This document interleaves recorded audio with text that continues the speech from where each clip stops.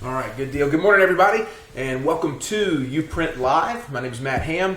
This is Kevin Adams, and this is our live weekly show where we talk about faith development. It's this idea of the upside of upside-down living.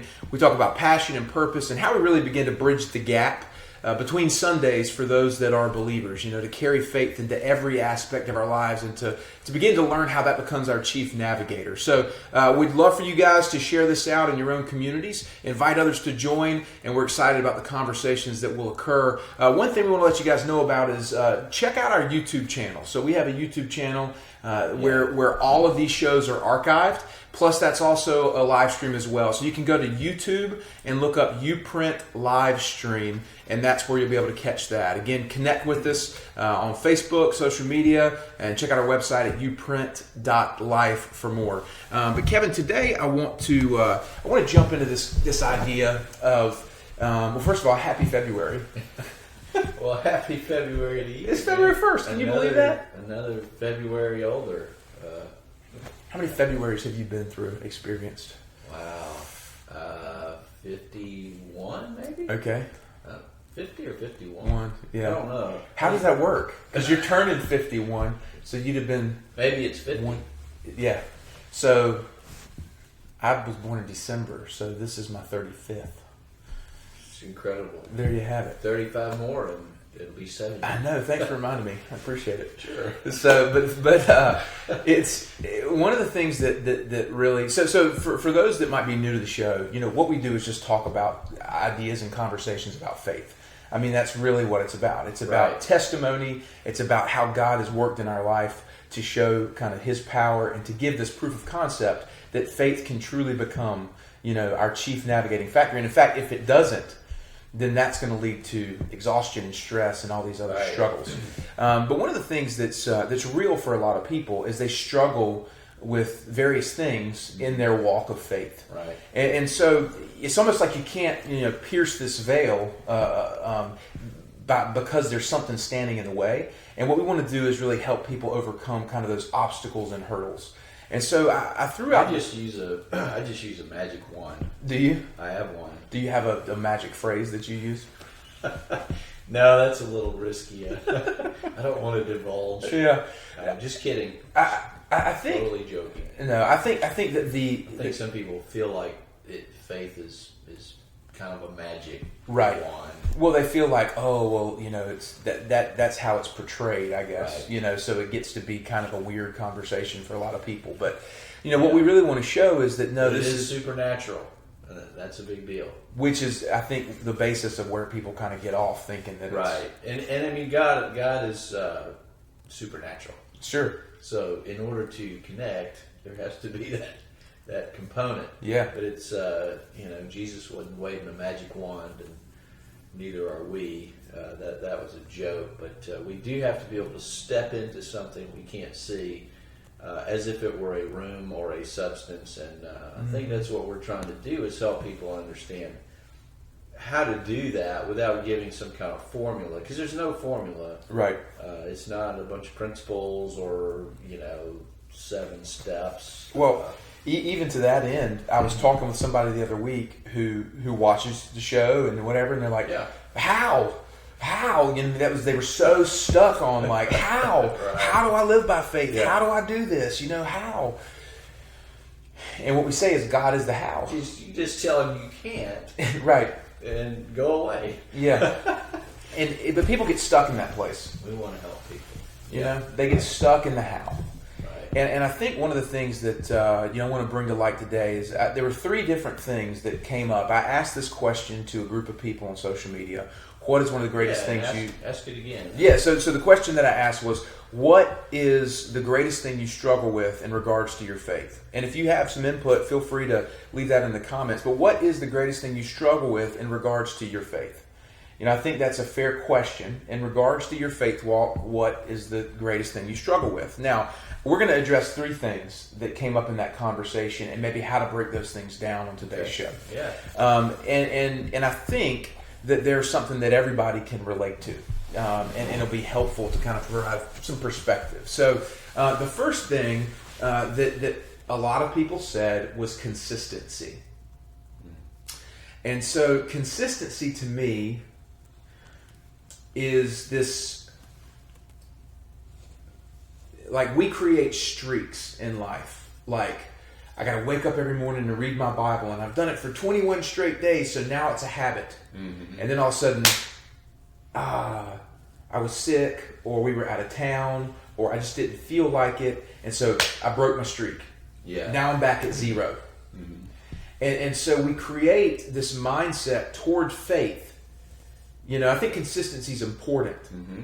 And I think that's a valid concern. But kind of what are your thoughts on that, with this idea of consistency, why it's a struggle, and how to kind of begin to push beyond it? No thoughts. That's a lie.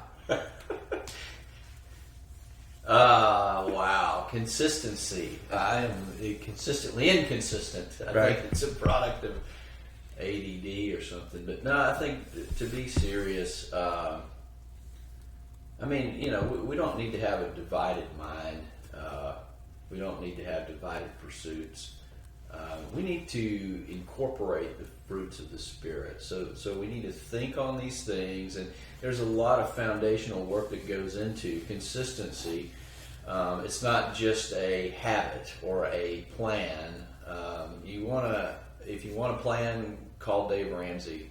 Right. This is not that. This Yes. is not so tangible, but it is every bit as important. In fact, probably more so, because it's the foundation for everything else. So I think consistency, and I have this way of getting ethereal or cloudy or heady, and I don't want to do that, but that's just where my mind goes to.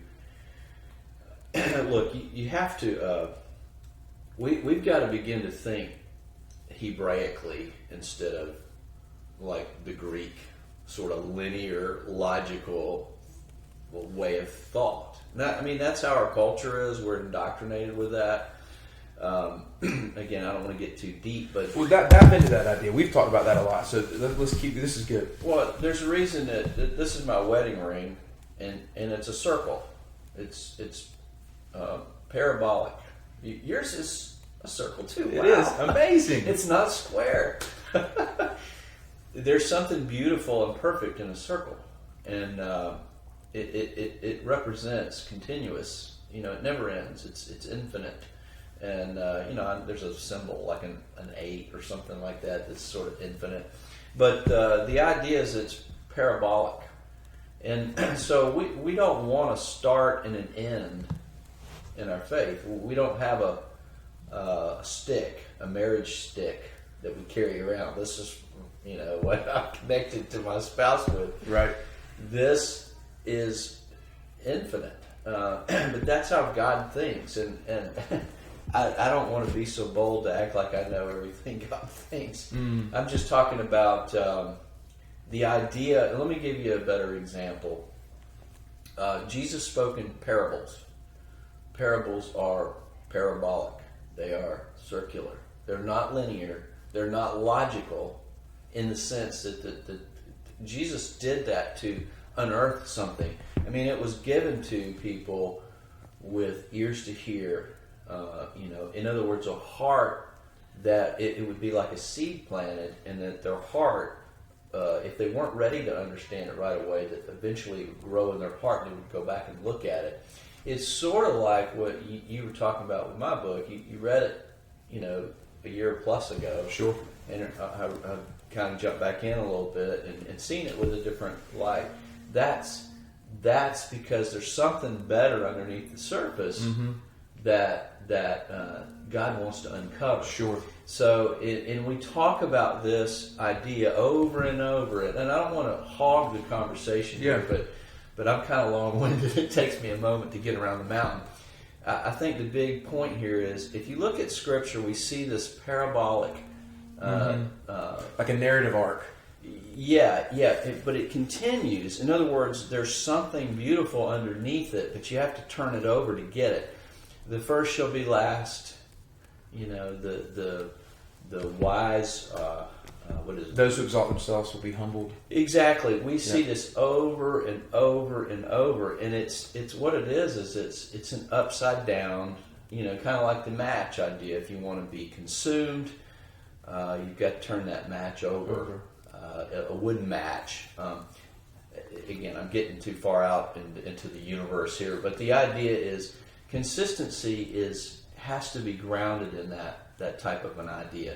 It doesn't have a start and an end. Yeah. You've got to think differently about it. Instead of thinking, I have a clean white shirt and someone threw mud on it. Oh no, I'm done.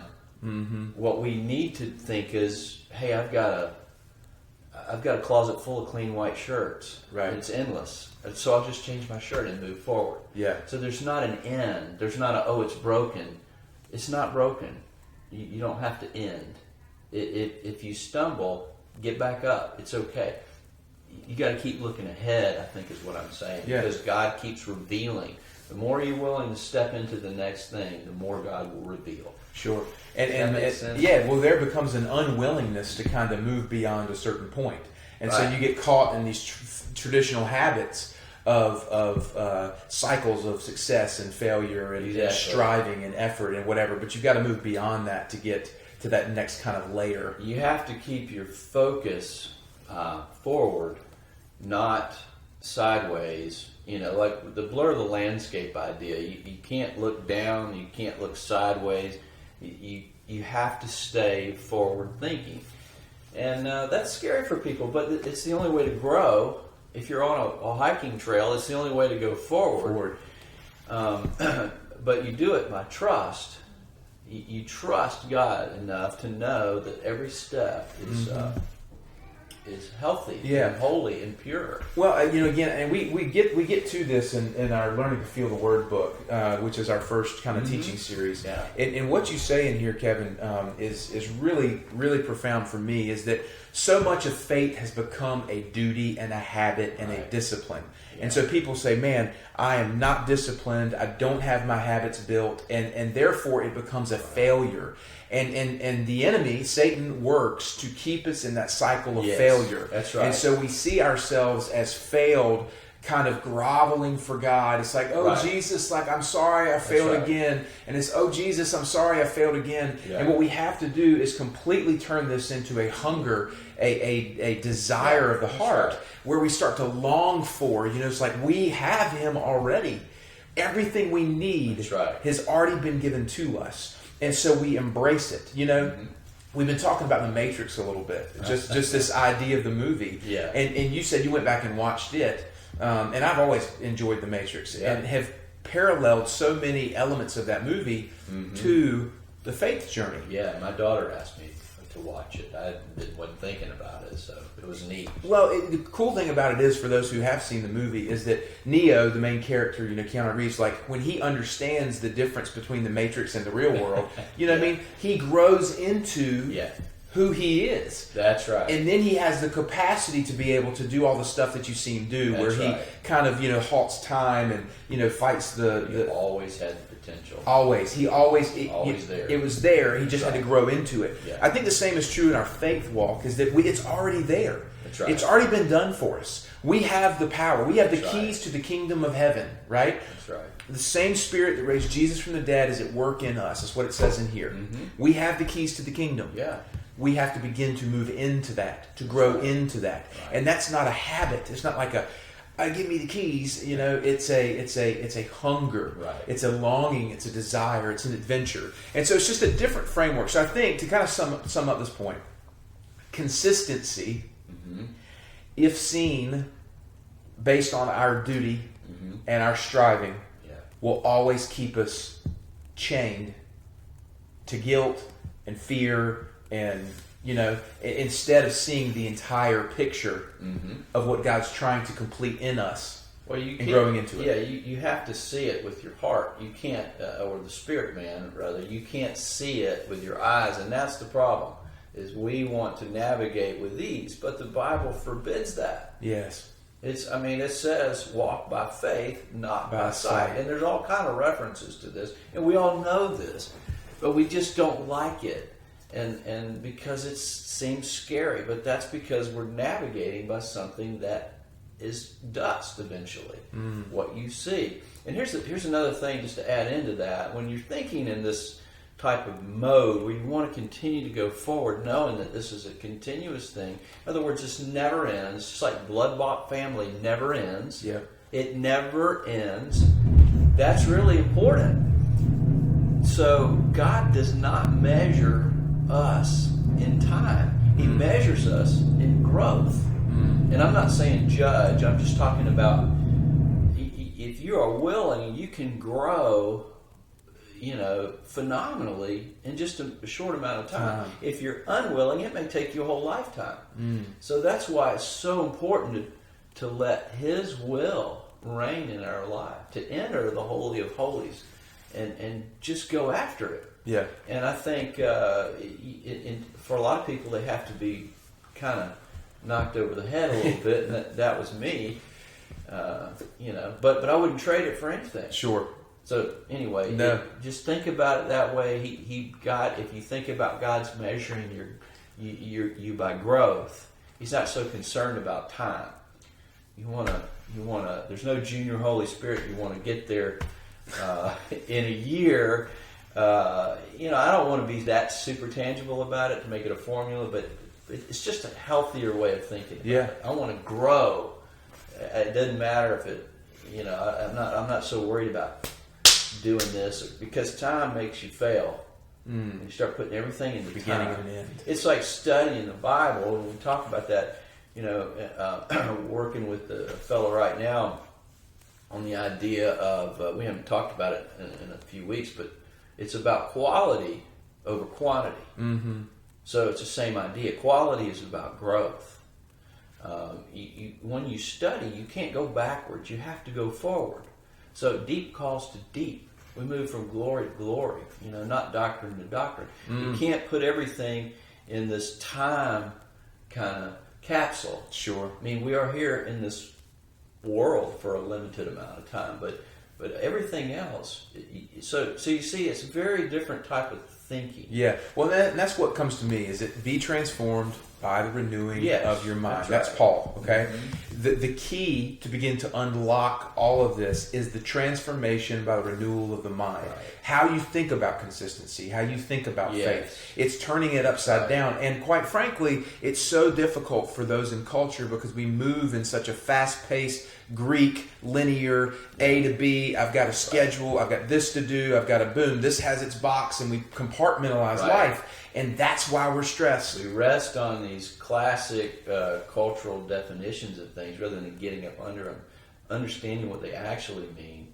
And, so we go by soundbite. And it's indoctrination. I mean, it's almost cult-like in a way. It's Madison Avenue cult, but it's we've got to stop long enough to go, wait a second, that doesn't actually mean that. Or it might mean something totally different. And so I'm going to get up under that and spend time with God and let His Spirit give me some wisdom about that. Well, it's so good. So that's kind of that first struggle of faith is that idea of consistency. The second we've already actually mentioned. You're being consistent. He's keeping us on course. So the second, Mad Hammer. This is Mike Tiger. Pray for Matt today. He's feeling a little under the weather. I'm getting there. Yeah. So sorry. Thank you, and thanks for the prayers. So the second thing that people at large, it's not just one person, many, was trust. Tethered to control. Trust tethered to control. Tether, I love that word. I'm seeing one of those balls on the string, with the pole. That's right. Seeing some little nerdy kid. Trust and control. Just hitting it and jumping up in the air a little. But that's where this idea of trust and control comes in. Yeah. So many people that's the struggle. Did anybody play tetherball anymore? I don't. Was that in the 60s? I don't know. You would know. I don't. Sorry. I want to laugh because laughter just brings healing, man. So, but anyway, not to interrupt you, but trust. Talking about trust. Yeah, people have a difficulty trusting God, and that was one of the questions you posted. A bunch of comments. It's one of the main challenges for people in their faith. Is what's trust. the question? So, I think the question is not a question; it's a statement. So many people struggle with their faith Let's make it into a question. Okay, well, I'm trying to do this on the fly. So You're Matt Hammer. yeah. So how do I learn to let go and trust God? There's your question. We're asking. There's nobody over there, but the wall. He's everywhere, Kevin. That's right. He is everywhere. He's in us, around us. How do you say it again? How do I learn how to let go and trust God instead of trying to control everything? Well, let's put that in a whole different context so that if we have a couple people listening, that can, maybe it's helpful. Let's look at what's difficult in life. Circumstances. The word circumstance is an ugly word almost because most people think of it negatively. Mm-hmm. And it's just every day what unfolds in your life, and it's not necessarily what you do. It's more about, okay, I'm going to do this, and this becomes that. Right. I'm going to put gas in my tank Because it's empty. and because it's empty, and then there will be gas in my tank. And the circumstance is my car now has the capacity to drive further, etc. So circumstances are just unfolding events based on either known or unknown things. It's not a big, complicated thing, but it seems to have a negative capacity. Anyway, let's put it, so I'm trying to bring this back down to earth, sorry. Circumstances are things that we try to avoid when we have that negative sort of thought process about it. Sure. But if you think of every circumstance in your life over the next year, begin to think about each one as maybe a team of, let's say, like a football team. I mean, we like football, right? We Super Bowl this weekend. Is it really? It is. Wow. God. Seems like it used to be in January. It's just crazy, man. It was a good timing. You didn't even know that. It's a phenomenal reference. well, I had a picture. I mean, God speaks to me in pictures. I know I'm weird. No magic wands, but every circumstance, one of them is a receiver, one of them is a quarterback, one of them is Lineman. a lineman. Tight end. All the positions, skilled, unskilled, brute force, speed. All of these positions, kick returner, a punter, and I played football as a kid, so I can relate to this. But every circumstance is like that, so you have to embrace that. In other words, if you want to know how to walk through and trust, I mean, who has more trust than anybody on the team? Ultimately, or who has more wisdom is maybe a better word. The coach, right? The coach gets all the positions. He understands how it works together. So if you are learning to play those positions, then you're going to trust the coach until you get the feel for it. And you can't just you can't sit down academically. You do need that part of it. You need to study the playbook and all that, but you have to actually get out on the field and go out, if you're a receiver, and catch the ball and dive for it and get your face planted or get up into it or miss and feel the pain of missing when you almost had it. You have to understand what it's like to be a quarterback and have a defensive end just tear down the side right after you and get a missed block or whatever. You have to understand all this, or be a center and have to get a productive transfer, the timing, everything, and then block or open up a hole.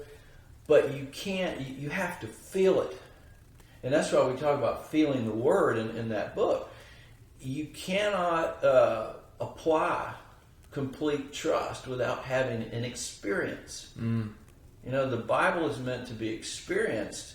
It's a book of encounters, and that's the whole thing is an encounter with God. It's testimony. Right. We've got to live that out in our own life. We've got to emulate those people by taking on the circumstances So I think if we look at, okay, this is difficult right now. Matt is struggling a little bit with a stomach something or other, Yeah. and we all have different stuff at different times.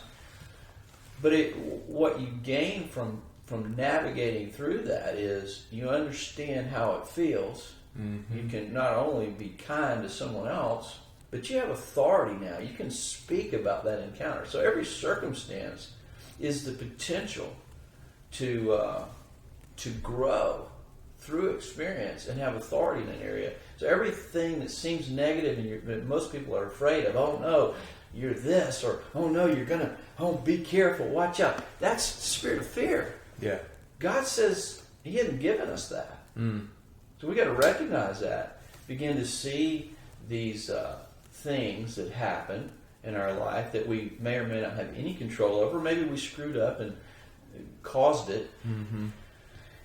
Just keep going. Yeah. And embrace God's goodness. He says all things work together. So do we believe that or not? Or do we culturally, indoctrinatedly go, oh no, yes I believe it, but I don't. Uh-huh. I mean, we are schizo, man. Mm-hmm. And that's why people don't trust. So trust is really a matter of embracing what's coming, laying down your guard, picking up your shield of faith. The fiery darts will fall to the ground, and you're going to make it. And that's where you get to that place of power, of being able to have God's Spirit work through you and change people's lives. And it's amazing. But you got to get everything get the train turned around, start thinking right, get in the Word. All of it works together. Do you think that trust involves an element of doubt? Or uncertainty, I should say. By definition, What do you mean by that? So by definition, doesn't trust have to have some level of uncertainty? Like, you're not trusting in a bridge. You know what I mean? If you step onto a bridge and you know that it's secure and you can't be harmed, then there's not an element of trust. There's an element of trust when you move forward into something where there is uncertainty, but you're trusting in something. Does that make sense? Yeah, it's like saying bravery isn't the absence of fear. Right. It's just stepping into it anyway. Exactly. It's courage. Well, my whole point in saying that is I think that a lot of people say, I either trust or I doubt. Mm. You know what I mean? It's either I have an absolute Right. trust, but if there's any element of doubt or uncertainty or whatever, then I can't move forward in trust. And I'm not sure that that's true. I don't think that that's true.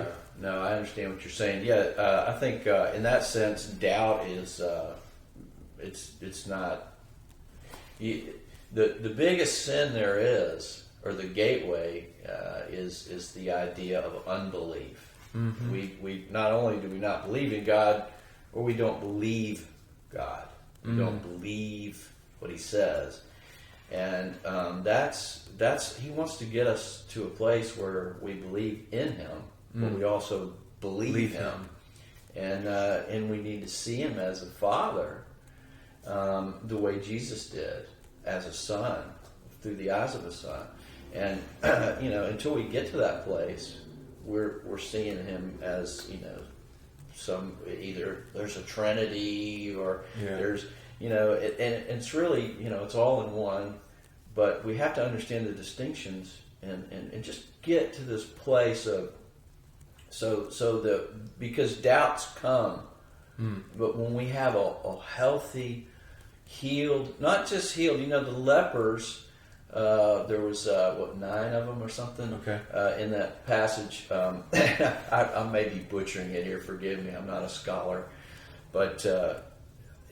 only one of them turned around and thanked Jesus. Right. So all of them were healed, but only one of them was whole, completely whole. In other words, he had the right view of God. Wow. He understood gratitude and thanksgiving. Some of the things you write about. Yeah. So we've got to get to that place, and until we do, we're going to struggle with things. That have become darts of the enemy or doubts. Doubts. And I want to speak to this a little bit more. I just had a thought, but the enemy wants to do. He wants to upend our rest. So however he can do that. So, what's the scripture? And it talks about the, when a demonic spirit leaves, it's swept and cleaned and if you don't, it can come back in. Right, and he comes back and with a host of others. If you don't fill it with something good, so right. It's not about just feast or fasting. It's also about feasting on what's good. Right, sure. So ultimately, the idea of the enemy or the plan is to steal our rest. Well, it says what's interesting that a lot of people. I'm talking about getting up underneath some of this stuff that we just glaze over, but what's interesting, it says the enemy, when he leaves, he goes to arid places seeking rest.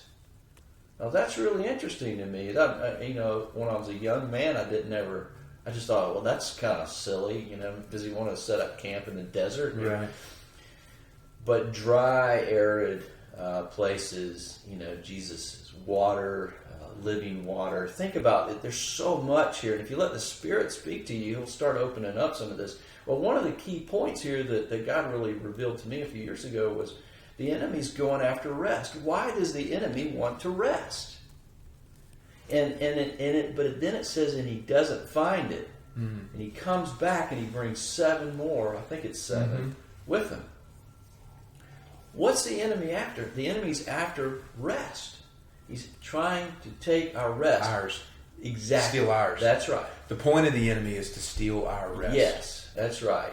And we have the total power and ability not to give it to him. But if he can do the Madison Avenue thing on us and, give us a cool app or whatever, right. and he can track our movements, he can rest in us and just take our rest. Yeah. You can't have both. That's incredibly profound, and I hope everybody gets that. Is that so? This idea, the question raised was, how do I begin trusting God?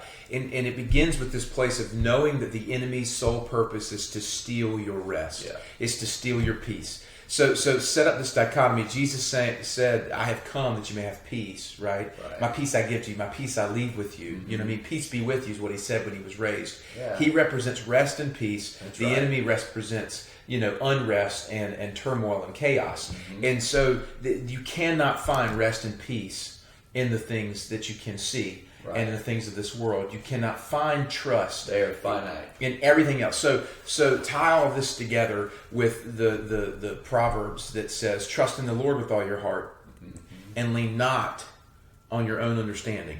Right.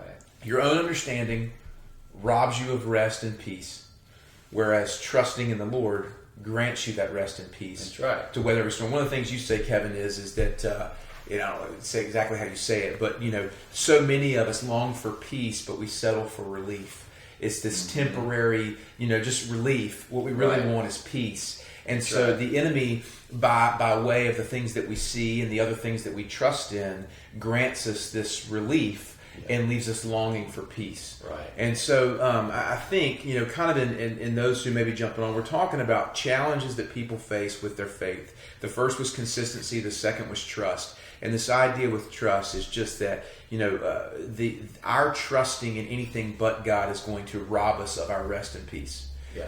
And trusting in Him. So it's the just enemy has a goal.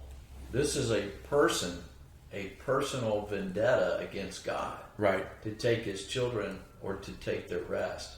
I mean, he can't unsave the saved, but he can keep them unproductive. He can keep them from Ineffective. Yeah. helping others come to the Lord.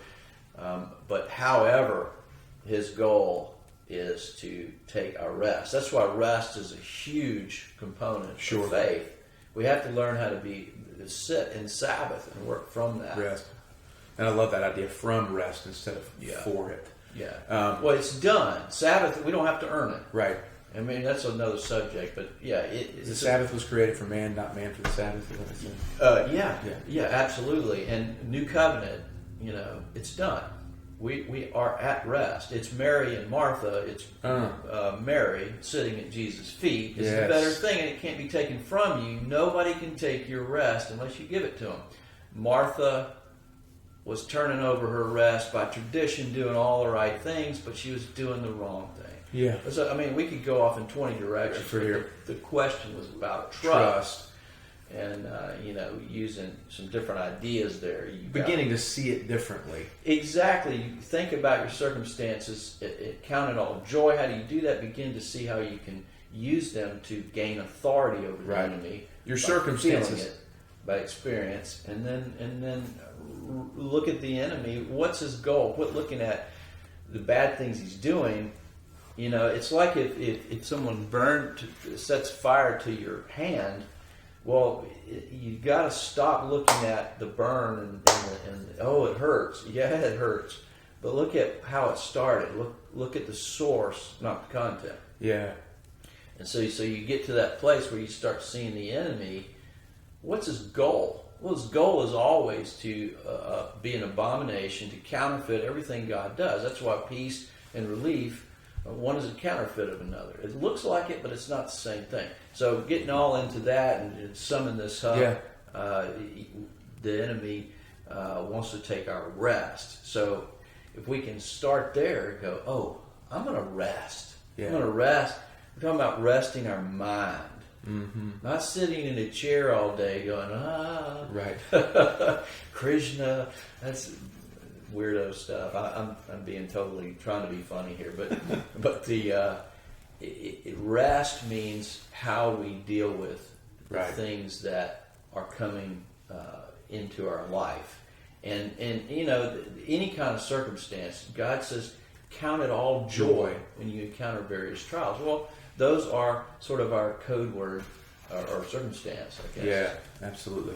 So the third and final point that you want to address today. So in today's show, just as a recap for folks who are jumping on late, maybe we're talking about things that challenge our faith. What are the struggles that we face as Christians in our walk of faith? The first one was consistency. The second was this idea of trust. The third, Kevin, really was profound to me. It was people.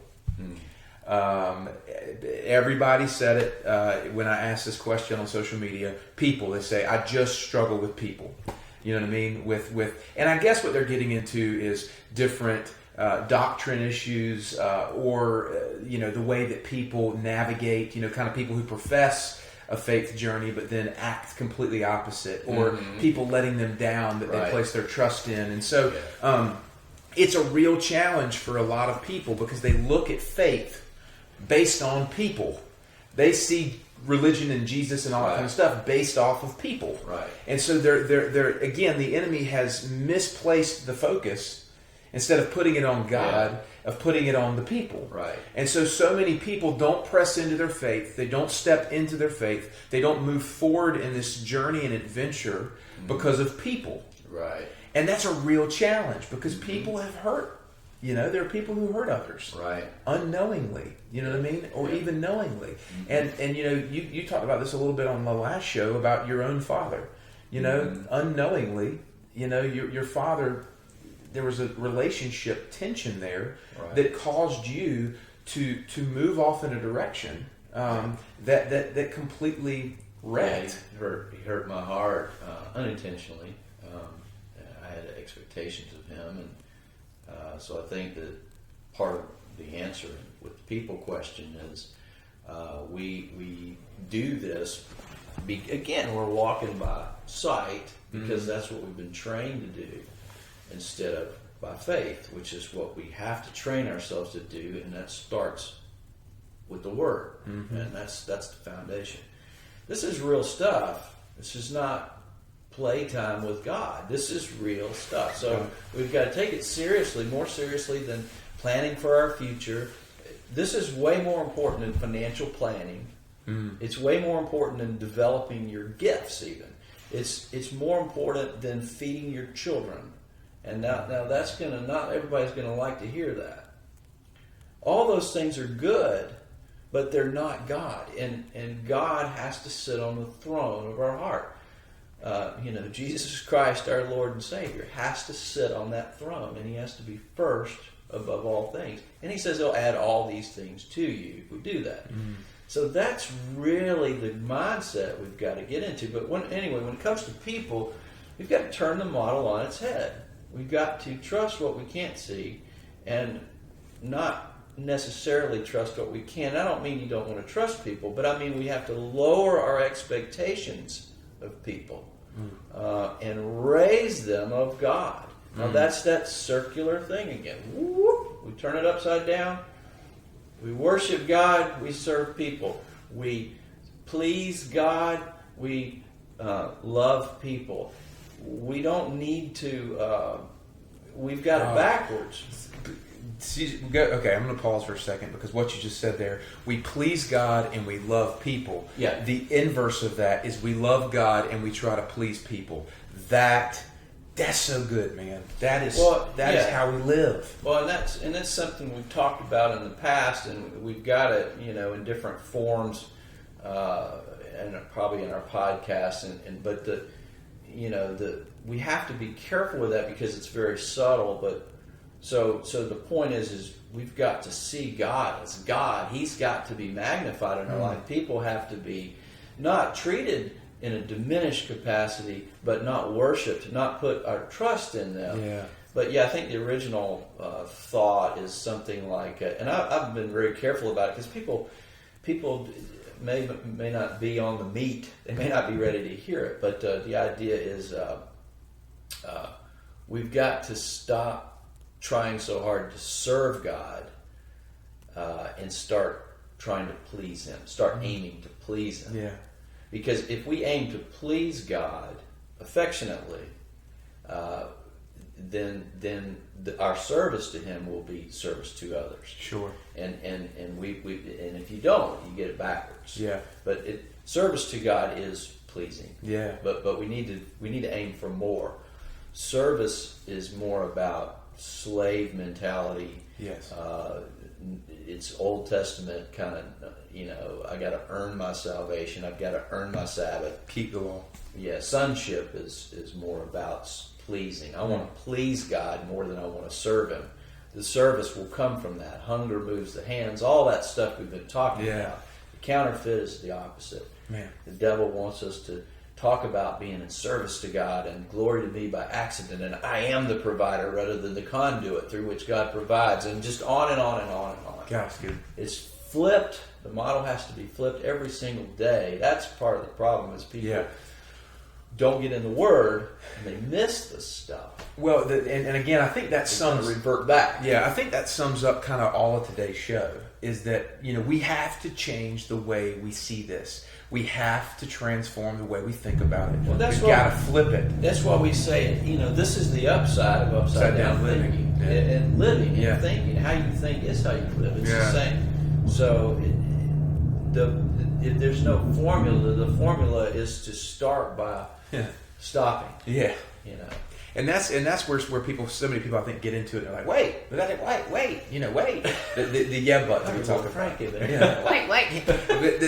The thing I think that first of all, I want to say too that for folks that have jumped on the show today, and you want this is starting to kind of resonate with you, or you want to learn more, or you want to dive deeper. We actually have a podcast with a lot of these thoughts kind of expounded upon in conversational style, just like this, and you can check that out. It's called Wake Up Our Faith. It's a podcast. It's on iTunes, but you can also access it at our site. It's youprint.life. youprint.life. We also have some teaching resources, and we do provide personal mentoring, one-on-one mentoring and group mentoring for anybody who wants to say, okay, what does this look like for me? I see these ideas, but how can I apply it to my situation? Right. So just to let you guys know that anybody who wants to dive into that, there's a whole kind of bag of goodies there for you to jump into. Well, everybody needs to walk with other people, and sometimes you want to learn in a consistent, intense way. And I think mentoring is a great way to do it. It's definitely something that we can do, and it's part of how God is helping support create this company. So mission with the business. That's right. So kind of in summation on today's show, I think that for those of you that struggle with your faith, and if there's real challenges that you have to your faith, which there are many, and as I said, so many people commented that, but we narrowed those down to 3: complacency, trust, and people. And I think all of them... Consistency. Oh, did I say complacency? Yeah. Oh, yeah, consistency. That's another issue. Thank you. I got that C word stuck in my head. That's all right. So consistency, trust and people. And so, sorry, we had a little thing pop up there. Matt's a technical guy. So the issue is with consistency, trust, and people, we have to begin to reframe how we see God, how we see His Word, how we see our life and circumstances. It's that transforming of our mind, renewing of our mind, and it's the upside down living. And once we begin to turn those on their head, we have this opportunity to really transform the way we're living and thinking. So just to encourage you guys with that, please jump on every Wednesday from 8:30 to 9:30 roughly for YouPrint Live. Subscribe to our YouTube. Yes. We've done this live on a radio station here in Wilmington. It's a podcast, and we're jumping out here doing some videos so you can just try to be more intimate into the room. Yeah. But obviously, we want to grow it, and we want. We just need your help to do that. We want to invite you guys to be a part of it. Share it out. On YouTube Live. It's the quality's better than Facebook. Yeah. But it's in both places. Yeah. So you guys check it out. Let us know how we can help. Stay engaged. We love the questions and feedback. But you guys, appreciate you joining us again for this episode of YouPrint Live. For Matt and Kevin, we will see you guys. Mike Tiger. Mike Tiger. We'll see you guys next week.